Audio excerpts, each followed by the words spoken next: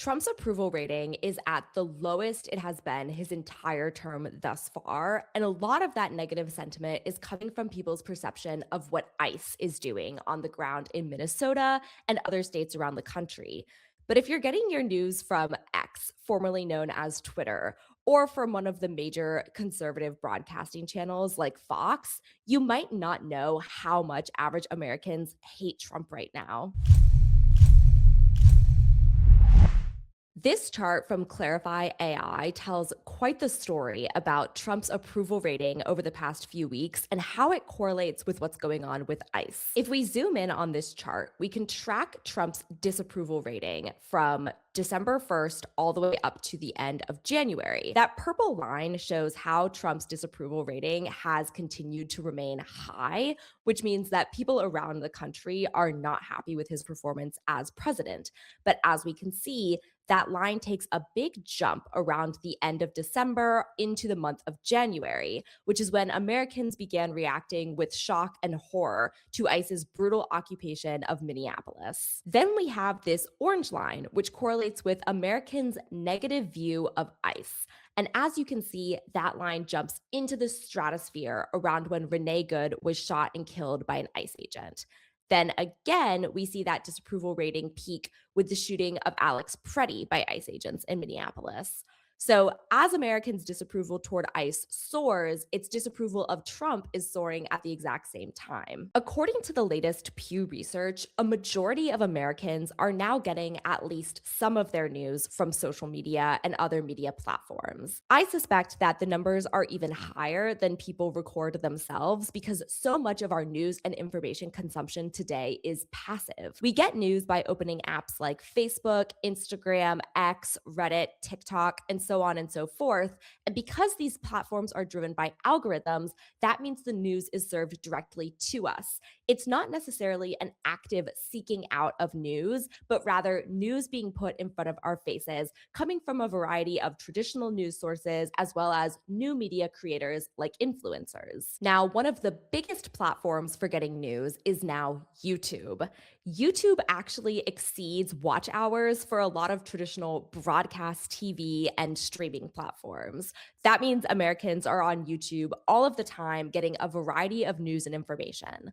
And Clarify AI tracked the sentiment around ICE on YouTube since December 1st. They tracked and analyzed videos uploaded to YouTube that mentioned ICE and found that it was overwhelmingly negative sentiment. Upwards of 80% of videos about ICE were negative. This data is just from January 26th through February 1st.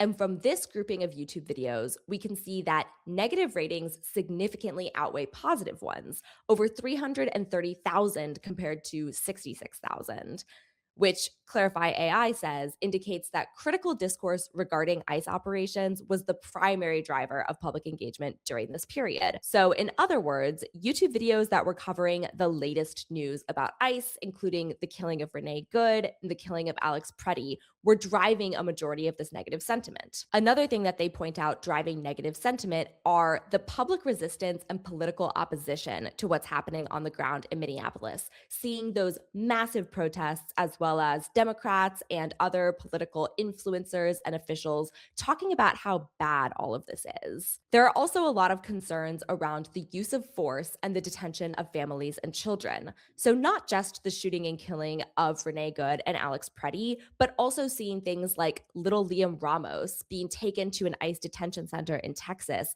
before he was fortunately released.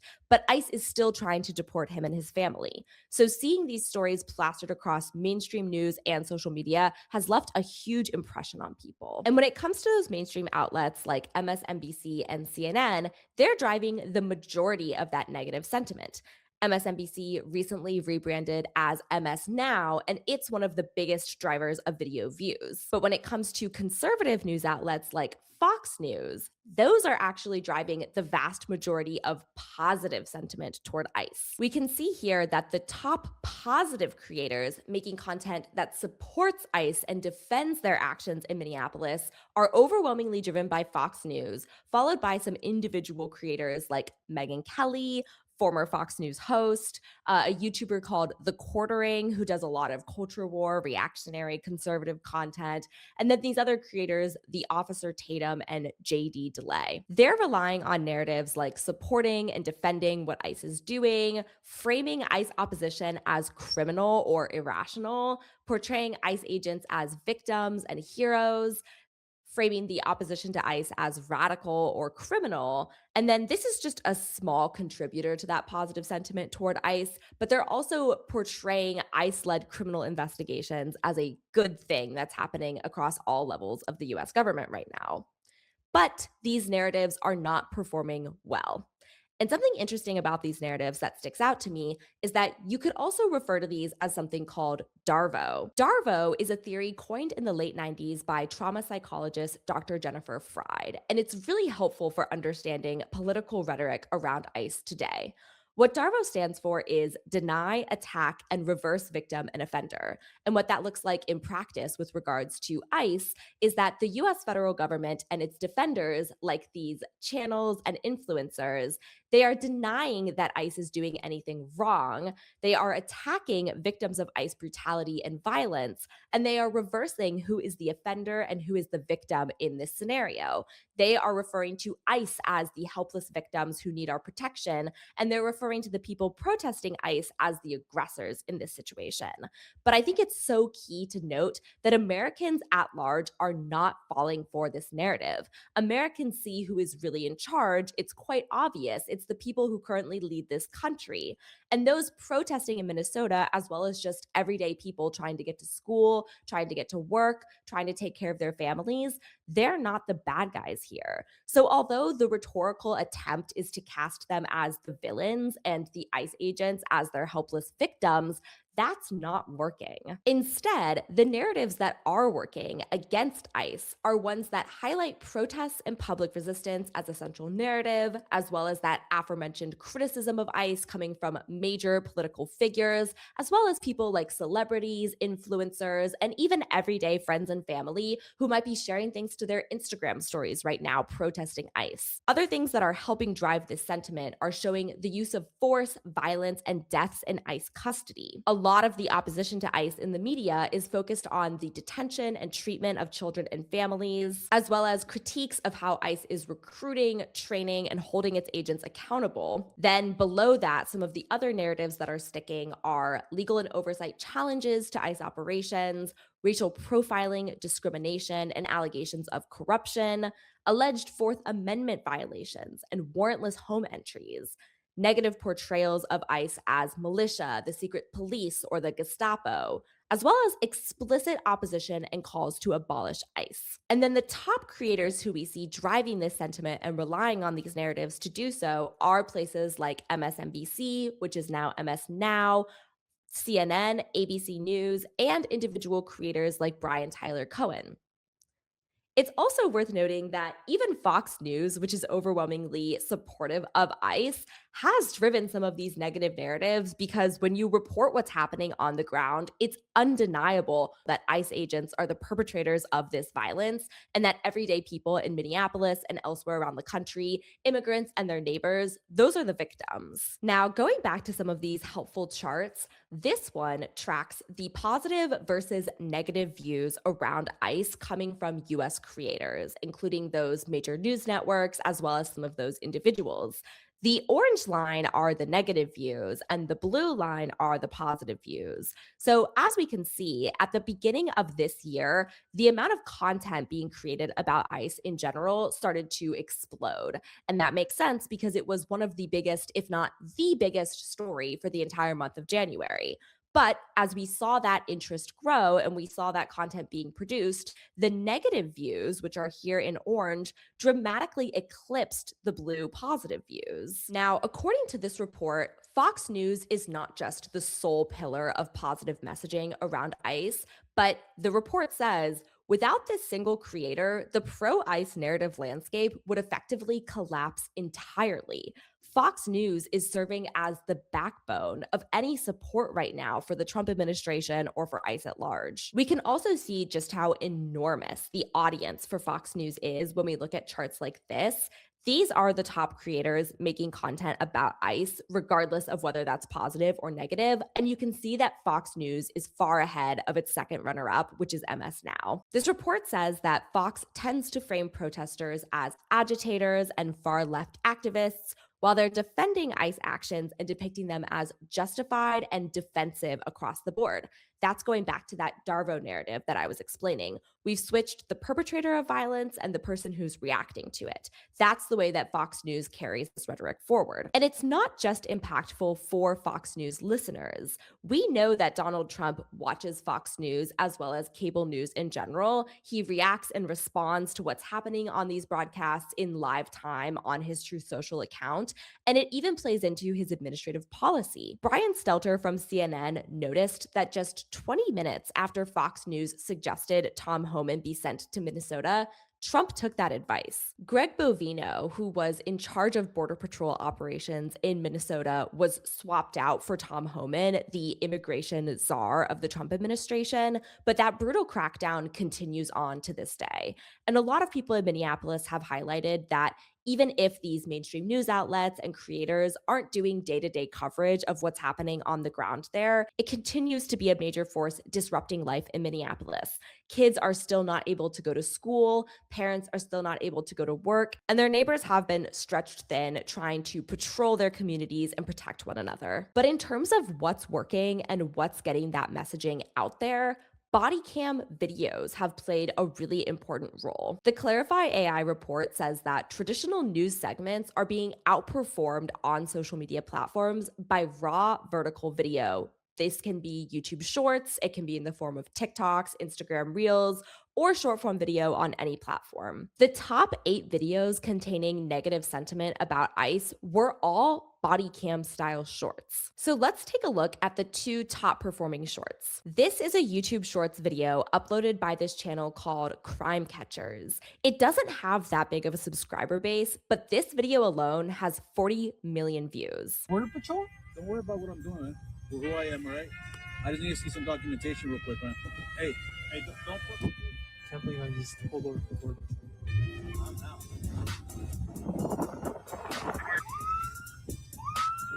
Should we pull over again? Yeah. Wait, it's still Border Patrol? Yeah. I thought it was a cop this time. Still the same idiot. So, as the report pointed out, this video is likely staged. It's very unlikely that this depicts events that actually happened. But what's important here is that the narrative underlining this video shows an everyday person resisting Border Patrol activities. They're driving away and laughing in this agent's face, and they're not complying with his orders. Clearly, that resonated and struck a chord with a lot of the people watching. It communicates that the average sentiment toward these agents and what they're doing is negative. Now let's watch the second most viewed video. This again is a YouTube short, and it's from this channel called Black Pilled NPC.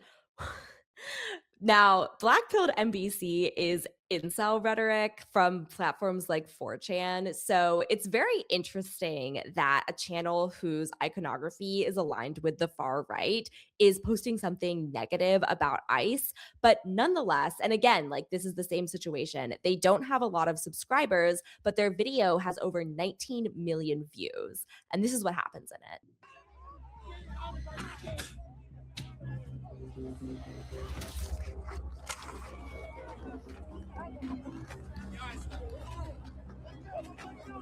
So, in terms of why these short form videos are performing so well, the report highlights the fact that they're viewed as authentic. They appear to be slice of life videos filmed organically and in the moment, even though the first one was likely staged. And the second one is playing off of viral reactionary rhetoric to try to stoke engagement. It's specifically asking viewers, do you think that this ICE agent's response was justified? And a lot of people in the comments don't. A lot of people in the comments are actually accusing the protester of being the one who's causing the problems. They're saying that the protester went too far in spitting at the officer. But What I think this really reveals about our media landscape right now is that people are rejecting what they think of as traditional news media. People are turning toward these short form videos that appear to be taken by bystanders because they reflect what people assume is reality. Even if the person posting the video has a particular political slant in mind, or even if the video isn't real, people are drawn to this material. That could be empowering because it could theoretically amplify marginalized voices who don't usually get a chance to even speak in traditional media. But also, as it pertains to these videos, it can be troubling because it shows that people are turning their back on a lot of traditional vetted sources of information in favor of shock value and engagement bait. Part of the issue here is that all of these different types of content are existing on the same platforms. So, a video like the ones we just watched are given even more weight than carefully researched, high production value clips from actual journalists. But at the same time, it's communicating the message yet again that the overwhelming sentiment toward ICE is negative. And we're seeing that in not just these kind of newsy or first person clips, but also with how people are making humorous videos about ICE. This YouTube short has over 8.4 million views, and it was posted by a pretty established comedy duo, Matt and Justice, who have over 5 million subscribers. I want to be an American. Freeze! Right. Your time of stealing American jobs is over. Oh no, I'm being deported. Not you, him. Package delivered. All hail Jeff Bezos. You're coming with us, Clanker. Oh, Quick, he's making a run for it. Get that Clanker.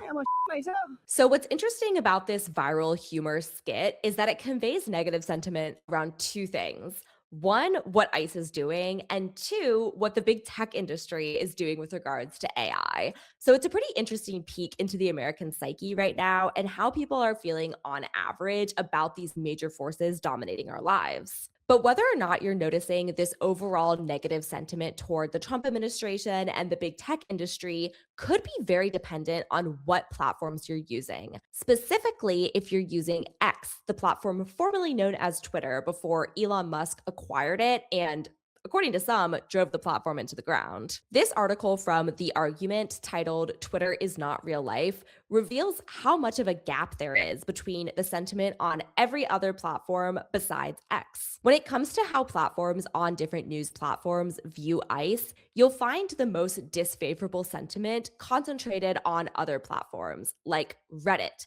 TikTok, traditional newspapers and news websites, Instagram, podcasts, local television, Facebook, cable television. The only platform where you have significantly less disfavorable sentiment is X. That's the platform that's channeling the most positive sentiment toward ICE instead of what the average voter is experiencing. So, if you're getting all of your news and information from X, you're walking away with a completely flawed perception of what the average person is thinking. You're actually being driven in a more radical conservative direction than the norm. And the argument reports a large part of this divergence is down to selection, because people increasingly gravitate toward news sources that fit their worldview. As one example, you won't find too many liberals watching Fox News. But in some cases, like with Twitter under Elon Musk, I think we have good reason to suspect that the platform is making people more right wing. Going back to Trump's failing approval ratings, we see the same sort of pattern playing out on X compared to other platforms. When it comes to sites like TikTok, Facebook, and Reddit, Trump has lost the most audience support on social media platforms like TikTok, Facebook, and Reddit.